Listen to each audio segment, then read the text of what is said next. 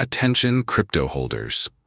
The biggest names in the industry have just sounded the alarm, and what they're saying could shake the foundation of crypto as we know it. Jack Mallers, Dan Morehead, and even BlackRock's Larry Fink have all issued major warnings that you cannot afford to ignore. Is this the end of crypto freedom? Or is something even more sinister going on? Buckle up, because in today's episode, we're diving deep into what's really happening behind the scenes in the crypto world. Let's get started. Before we dive in, make sure to hit that like button and subscribe for more cutting-edge crypto updates. Don't forget to turn on notifications so you never miss a single insight. Now, let's get into it. Chapter 1. Jack Mallers' dire warning. Let's start with Jack Mallers, the brilliant mind behind Strike, a company revolutionizing Bitcoin payments. Jack's been a die-hard advocate for Bitcoin, pushing its use as a decentralized alternative to traditional finance. But even Jack has some serious concerns about what's happening right now. In his recent address, Jack didn't hold back. He said, and I quote, "We are seeing unprecedented regulatory overreach targeting Bitcoin. If they can't ban it outright, they're finding sneaky ways to control it, through CBDCs, through payment gateways, and even energy restrictions." Let that sink in. He's basically saying that governments are quietly building a system that could suffocate Bitcoin adoption. And here's the kicker. They don't have to ban Bitcoin outright to make it irrelevant. They can simply make it inconvenient. Think about it. The US government, for example, has been ramping up discussions around central bank digital currencies, CBDCs. Jack warned that these CBDCs are being marketed as modern and innovative, but their true purpose could be to eliminate the need for decentralized currencies altogether. And it's not just the US. China has already launched its digital yuan. Europe is talking about a digital euro. What happens when the entire world transitions to CBDCs and Bitcoin becomes marginalized? Here's another chilling point Jack made: the energy debate. Remember when Elon Musk cited environmental concerns as a reason Tesla stopped accepting Bitcoin? Governments could weaponize this argument.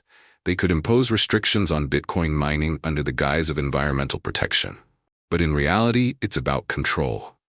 Jack's message is clear. The crypto community needs to stay vigilant. Adoption is growing, but so are the forces working against us. The question is, are we prepared to fight back? Chapter 2. Dan Morehead's stark prediction.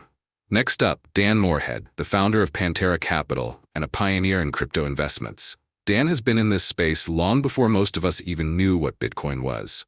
But even he's issuing a stark warning about the future of the crypto market. His concern? A global liquidity crunch. Here's what Dan said in a recent interview. This isn't just about inflation or interest rates. If the broader financial markets crumble, crypto could see a wave of panic selling unlike anything we've witnessed before.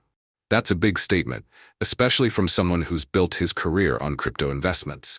So, what's he talking about? It all comes down to macroeconomics. As central banks around the world raise interest rates to combat inflation, borrowing money becomes more expensive. This impacts businesses, investors, and yes, even the crypto market. Dan's prediction is chilling. If the global economy enters a recession or liquidity dries up, investors will flee from risky assets. And let's be honest, crypto is still considered risky. This could trigger a massive sell-off, causing Bitcoin and altcoins to crash hard. Imagine Bitcoin plummeting below $10,000. Could you handle that?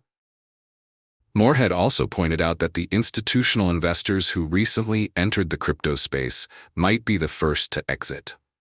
These big players are in it for the profits, not the principles. If things go south, they're pulling out. And when they do, it's the retail investors, people like you and me, who will feel the pain. The question is, how do we prepare? Do we sell now and wait for the crash? Or do we hold on for dear life? Dan's message is clear. Be cautious, diversify your investments, and don't put all your eggs in one basket. Chapter 3. Larry Fink's chilling vision. And now we come to Larry Fink, the CEO of BlackRock, the world's largest asset manager. With over $10 trillion under management, when Larry speaks, the financial world listens. And recently, he had some exciting and unsettling things to say about the future of crypto. Fink has been a controversial figure in the crypto world. Just a few years ago, he called Bitcoin an index of money laundering. Fast forward to today, and BlackRock is filing for a Bitcoin ETF. Quite the turnaround, right? But don't let this fool you. Larry's vision for crypto might not align with what most of us in the community want. In a recent interview, Fink said this: "Tokenization of assets is the future. Governments will embrace this technology, but they'll ensure they are in full control." At first glance, this sounds great. Tokenization could revolutionize finance, making transactions faster and more transparent. But let's read between the lines. When he says governments will ensure they are in full control, what he's really saying is that decentralization, the core principle of crypto, could be under attack.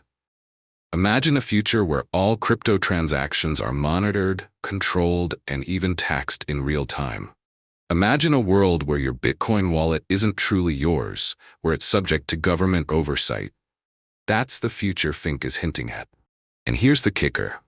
With institutions like BlackRock entering the crypto space, this vision could become a reality. Remember, these are the same institutions that dominate traditional finance. Do we really want them controlling the future of crypto? Chapter 4. The bigger picture.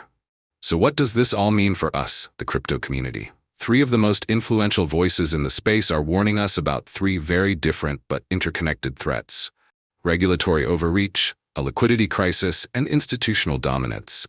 The big question is, how do we fight back? How do we ensure that crypto remains decentralized, free, and accessible to everyone? First, education. The more people understand crypto, the harder it will be for governments and institutions to manipulate it.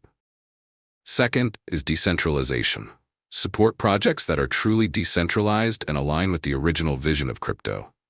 And third, advocacy.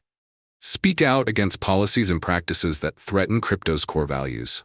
Conclusion. So there you have it. Jack Mallers, Dan Morehead, and Larry Fink have given us a lot to think about. The future of crypto is uncertain, but one thing is clear: we need to stay informed and proactive.